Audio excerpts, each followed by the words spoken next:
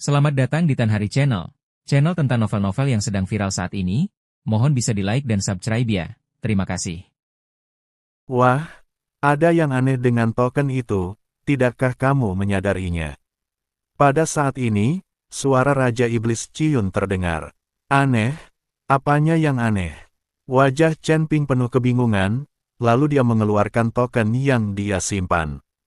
Token itu terasa dingin saat disentuh dan bertuliskan kata, Ming, tetapi Chen Ping tidak menemukan sesuatu yang aneh tentangnya. Raja Iblis Awan Merah mendengus dingin, semangatnya melonjak di lautan kesadaran Chen Ping. Kesadaran spiritualmu masih terlalu dangkal, token ini hanyalah tipuan. Jika itu benar-benar token biasa, bagaimana mungkin itu bisa membuat semangatku berdebar samar? Chen Ping tampak serius setelah mendengar ini. Dia membalik token itu dan memeriksanya berulang kali, tetapi tetap tidak menemukan petunjuk apapun. Buka mata surga, Raja Iblis Awan Merah tiba-tiba berteriak, lain kali kau harus lebih berhati-hati. Chen Ping terkejut, mengetahui bahwa Raja Iblis Awan Merah pasti telah menemukan sesuatu yang berbeda tentang token itu, jadi dia membukanya. Sebuah mata muncul di dahi Chen Ping, dan dunia di depan Chen Ping berubah menjadi abu-abu. Di bawah tatapan mata Tianming, gas hitam di permukaan token mulai berputar seperti makhluk hidup. Karakter Ming, yang awalnya datar tiba-tiba menjadi cekung, memperlihatkan dua karakter segel kecil, Tianlin, di bawahnya. Kedua kata ini memancarkan cahaya hangat dan berharga, yang benar-benar berbeda dari aura dingin dan suram pada token lainnya. Chen Ping menarik napas dalam-dalam dan menatap Raja Iblis Awan Merah di lautan kesadarannya. Senior, ini memang benar begitu. Jiwa Raja Iblis Awan Merah terguncang hebat. Rumah Gua Tianlin adalah salah satu keberadaan paling misterius di zaman kuno. Konon, mereka dapat melakukan perjalanan melalui surga dan dunia yang tak terhitung jumlahnya dan secara khusus memilih biksu yang memiliki keberuntungan besar. Dulu, beberapa leluhur Dao dari surga semuanya diterima oleh Gua Tianlin.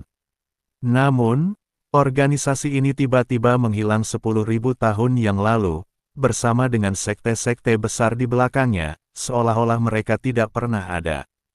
Chen Ping mengerutkan kening, bertanya-tanya apa hubungan antara organisasi misterius ini dan Tianlin Cave Mansion, bagaimana mungkin sesuatu yang berhubungan dengan Tianlin Cave Mansion muncul di token itu. Lagi pula, Tianlin Cave Mansion sudah lama menghilang. Tuan Yun, apakah Anda pernah mendengar tentang istana Gua Tianlin? Chen Ping bertanya pada Yun Wuya. Yun Wuya yang berdiri di samping mendengar kata-kata, Tianlin Dongfu, senjata di tangannya pun terjatuh ke tanah dengan bunyi dentang. Wajahnya berubah pucat, dan suaranya bergetar, Tuan Chen, Tianlin Cave Mansion, itu adalah tempat yang hanya ada dalam legenda. Konon kriteria mereka dalam memilih murid adalah dengan melanggar aturan surga. Dahulu kala ada seorang kultivator biasa yang hanya berada di level pertama alam abadi biasa. Namun, karena ia memiliki akar spiritual surga dan bumi yang langka, ia dibawa pergi oleh Tianlin Cave Mansion sebagai pengecualian. 3 hari kemudian, saat orang ini kembali, dia benar-benar berhasil menembus alam abadi bumi. Setelah membunuh semua musuh di 3 langit, dia menghilang lagi. Legenda ini telah beredar sejak lama. Untuk naik ke level lebih tinggi dalam 3 hari. Chen Ping tidak bisa berkata apa-apa. Kecepatan kultivasi sialan ini bahkan lebih keterlaluan dari miliknya. Mungkinkah ada aturan waktu di Gua Tianlin? 3 hari di mata orang lain mungkin 3 tahun di Gua Tianlin. Chen Ping tiba-tiba terkejut. Ini adalah satu-satunya cara yang mungkin untuk mencapai kecepatan kultivasi abnormal seperti itu. Jika ada sumber daya yang cukup, Chen Ping akan mampu mencapai tingkat yang lebih tinggi dalam waktu 3 tahun. Berlatih di menara penindas iblis selama 3 hari setara dengan setahun. Humazi datang pada suatu saat, matanya terbelalak, ya ampun, ini terlalu keterlaluan. Jika kita bisa memasuki gua Tianlin ini, bukankah kita semua bisa naik ke surga dalam 1 langkah? Tuan Hu, apakah Anda belum pernah mendengar tentang rumah gua Tianlin ini? Tanya Chen Ping. Aku belum pernah mendengarnya. Aku sudah bereinkarnasi berkali-kali, bagaimana mungkin aku masih mendengar hal seperti itu? Kata Humazi sambil tersenyum canggung. Chen Ping mengerutkan kening dan berpikir, lalu menyingkirkan token itu, jangan khawatir tentang hubungan antara Tianlin Cave Mansion dan organisasi misterius itu. Tugas yang paling mendesak adalah menangani Istana Ketujuh. Mengenai token lainnya, kami hanya bisa melakukannya selangkah demi selangkah. Dia diam-diam berpikir bahwa jika dia dapat mengumpulkan semua token, dia mungkin dapat mengungkap rahasia Tianlin Cave Mansion dan bahkan menemukan kesempatan untuk meningkatkan kekuatannya. Ayo pergi ke Istana Ketujuh, kata Chen Ping. Kekuatan Istana Ketujuh lebih kuat dari klan barbar kuno, Sekte Tianyan dan Istana Bayangan Darah. Bagaimanapun, Master Istana Ketujuh berada di puncak level ke-9 alam abadi longgar. Terlebih lagi, di belakang Istana Ketujuh terdapat kuil para dewa. Dengan dukungan ini, kekuatan kuil pasti kuat. Jadi kali ini ketika dia pergi ke Istana Ketujuh, Chen Ping tidak berani terlalu ceroboh. Semua orang menuju Istana Ketujuh. Sepanjang perjalanan, Chen Ping selalu merasa gelisah. Legenda Tianlin Cave Mansion terlalu mengejutkan, dan organisasi misterius itu jelas terkait erat dengannya. Apakah token pada wajah hantu merupakan tanda masuk ke organisasi misterius itu, ataukah kunci untuk membuka reruntuhan Tianlin Cave Mansion? Tepat saat Chen Ping dan teman-temannya menuju Istana Ketujuh, mereka tiba di suatu tempat misterius di surga ketiga. Ada cahaya putih di sekelilingnya, dan tidak ada yang terlihat kecuali cahaya putih. Namun saat Anda melangkah ke dalam cahaya putih, seketika tampak gunung-gunung menjulang tinggi, dengan istana-istana megah di pegunungan itu. Di dalam istana, seorang lelaki tua duduk dengan mata terpejam, seolah sedang bermeditasi, atau mungkin berlatih bela diri. Di tengah aula, belasan anak melihat sekeliling dengan ngeri, air mata di mata mereka. Bu, aku ingin mencari Ip. Ayo kita pergi. Saya takut. Anak-anak itu menangis, tetapi lelaki tua itu tampaknya tidak mendengar mereka dan tetap acuh tak acuh. Di seluruh aula, gumpalan jiwa dan roh yang terkumpul tampaknya dikendalikan oleh sesuatu, lalu menyerbu ke tubuh anak-anak itu. Semua jiwa ini berjuang, tetapi sia-sia. Ketika roh dan hantu orang mati terus memasuki tubuh anak-anak itu berhenti menangis dan wajah mereka menjadi mengerikan.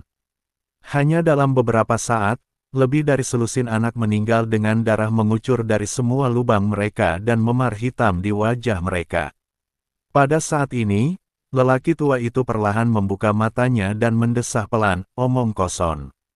Lalu dengan lambaian tangannya, tubuh belasan anak itu langsung berubah menjadi abu dan tertiup angin. Tetua Agung, sesuatu yang buruk telah terjadi. Pada saat itu, seorang biksu berlari dengan panik. Ada apa? Kenapa kau begitu panik? Orang tua itu mengerutkan kening. Hantu, wajah hantu terbunuh. Sang biksu berbisik. Apa? Orang tua itu berdiri dan berkata, coba katakan lagi.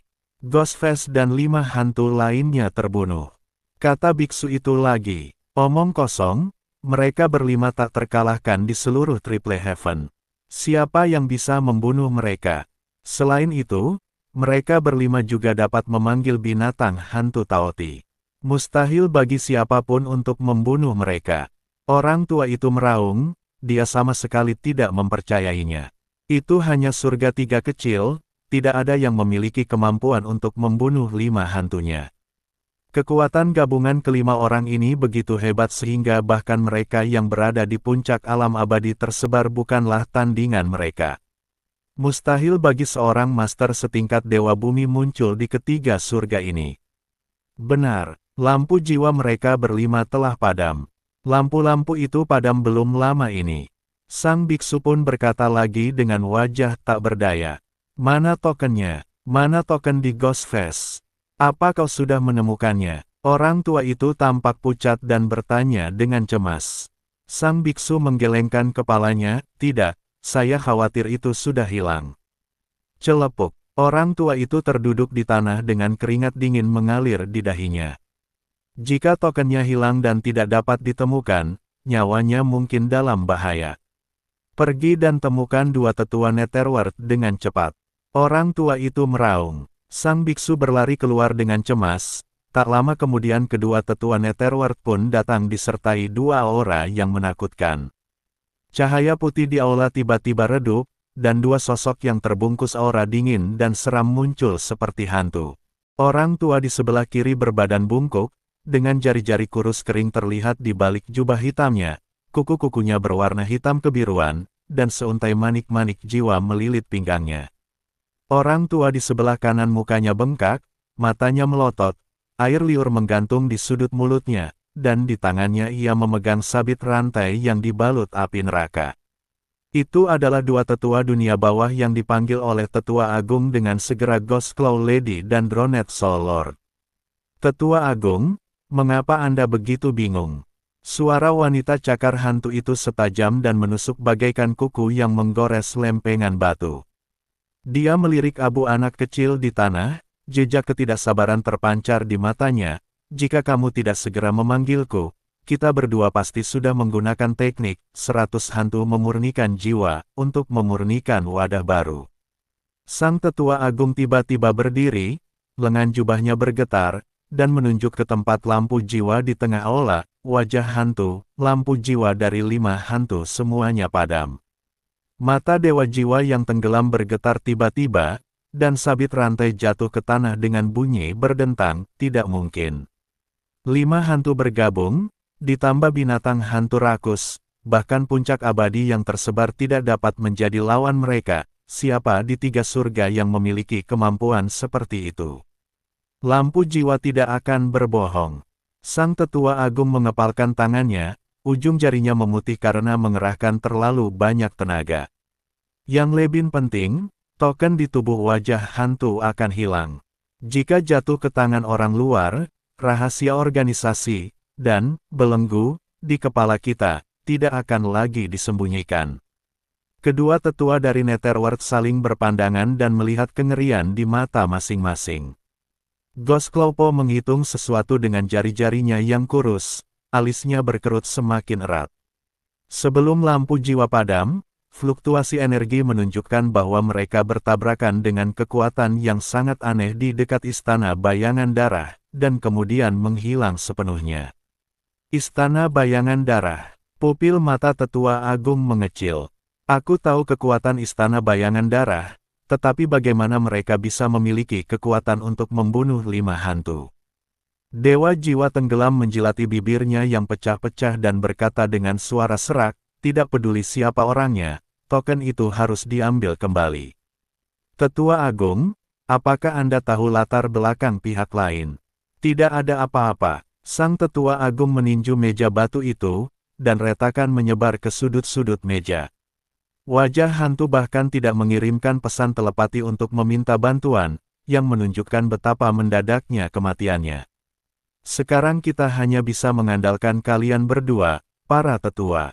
Pimpin, penjaga bayangan dunia bawah, untuk menyelidiki 3 surga secara menyeluruh.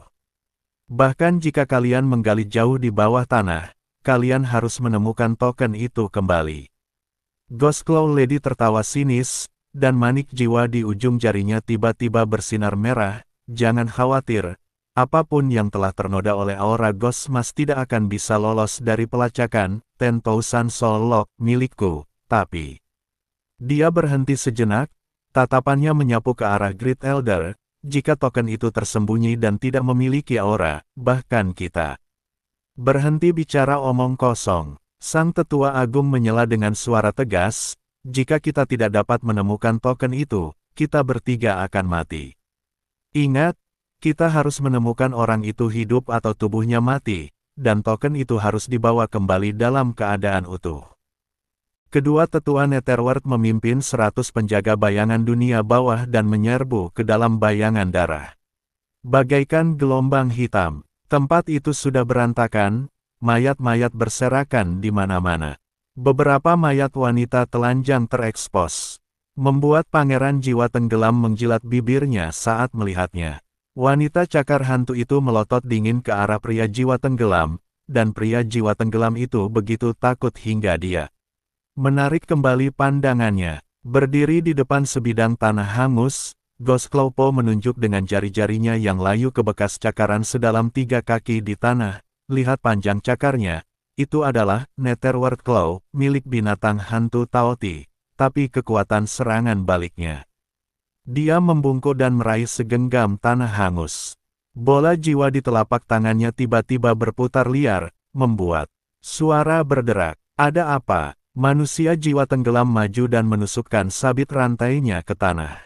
Seketika, banyak jiwa muncul dari tanah, melolong dan menunjuk ke segala arah.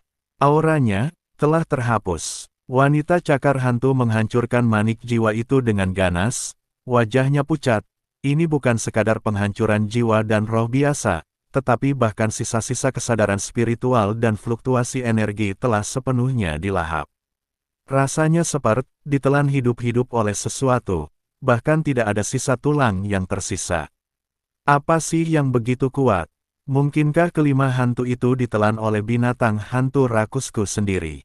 Si manusia jiwa tenggelam mengerutkan kening dan bertanya dengan bingung. Karena monster rakus ini bisa menelan segalanya. Jangan bicara omong kosong. Wanita cakar hantu melotot padanya dan berkata, di dunia ini, binatang hantu rakus bukanlah satu-satunya yang bisa melahap segalanya. Di surga ketiga ini, apakah ada binatang spiritual lain yang dapat melahap segalanya? Tanya dewa jiwa tenggelam. Aneh. Nenek cakar hantu mengabaikannya dan menemukan sepotong puing di tanah. Dia menempelkannya ke hidungnya dan mengendusnya. Tiba-tiba, seluruh tubuhnya terkejut. Bau ini adalah binatang pemakan langit. Binatang pemakan langit. Lord Dronet Soul berteriak kaget, binatang purba yang konon bisa melahap segalanya. Bagaimana bisa muncul di surga ketiga? Itu tunggangan Raja Iblis Awan Merah dari surga ke-9. Terlebih lagi, Raja Iblis Awan Merah telah menghilang selama ribuan tahun. Bagaimana mungkin dia bisa muncul di surga ketiga? Lord Dronet Soul agak ragu. Lagi pula, Scarlet Cloud Demon Lord telah menghilang ribuan tahun yang lalu dan tidak ada yang tahu kemana dia pergi. Faktanya, dia terbunuh di alam surga, dan tunggangannya, binatang pemakan langit, juga mati. Seberkas jiwa Raja Iblis Awan Merah bersembunyi di dalam gua, dan binatang pemakan langit bertelur sebelum mati. Itu tidak mungkin Raja Iblis Awan Merah. Nenek cakar hantu menggelengkan kepalanya, dan seberkas Yinki mengembun dari ujung jarinya dan menjerat pecahan-pecahan itu. Ini adalah air liur pemakan jiwa dari anak binatang pemakan langit, yang secara khusus digunakan untuk mencerna jiwa. Tampaknya wajah hantu dan yang lainnya ditelan oleh binatang pemakan langit, dan bahkan jiwa mereka tidak punya waktu untuk melarikan diri.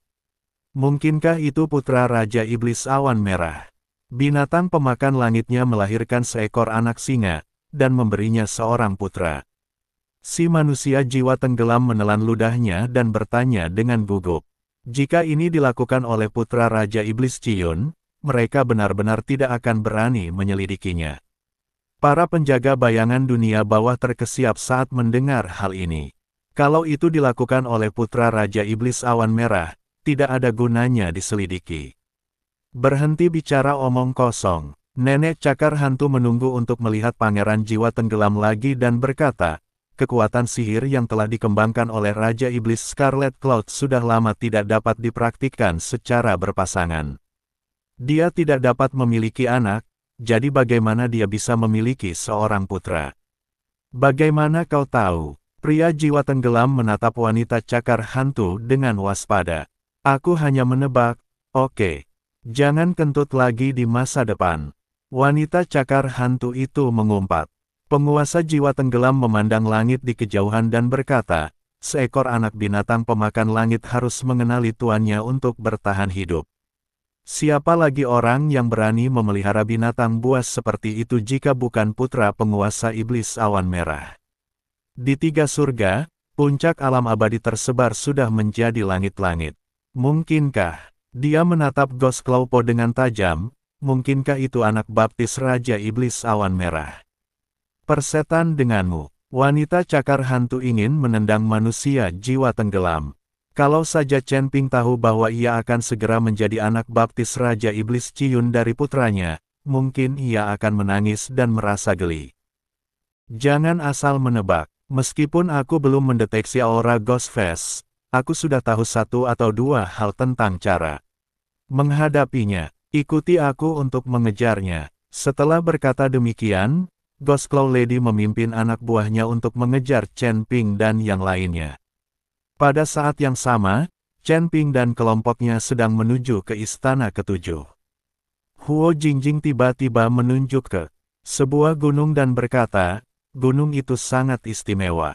Mo Qingyun juga menoleh dan berkata dengan heran, gunung ini tampak seperti pedang yang tertancap di tanah. Sungguh indah. Melihat kejadian ini, Chen Ping pun menoleh ke arah yang dituju kedua orang itu. Benar saja, dia menemukan bahwa ratusan mil jauhnya dari mereka, berdiri sebuah gunung setinggi 1000 kaki, bagaikan sebuah pedang raksasa yang ditancapkan ke tanah. Ujung pedangnya langsung menancap ke tanah. Dan di bagian paling atas terdapat gagang pedang. Meskipun jaraknya ratusan mil, Chen Ping masih bisa merasakan tekanan dan ketajaman yang dibawa oleh pedang raksasa itu. Tuan Yun, tempat apa ini? Bagaimana bisa ada gunung yang begitu unik? Chen Ping bertanya pada Yun Wuya. Bagaimanapun, Yun Wuya adalah satu-satunya kultivator di alam ketiga di sini. Yun Wuya melihatnya sekilas, lalu menunjukkan ekspresi canggung, Tuan Chen, meskipun saya juga berlatih di surga ketiga itu luas, dan Sekte Qingyun kami selalu hidup di tepi surga ketiga. Aku belum pernah ke tempat inti seperti ini, aku juga belum pernah melihat gunung seperti ini, apalagi melihat tempat seperti ini.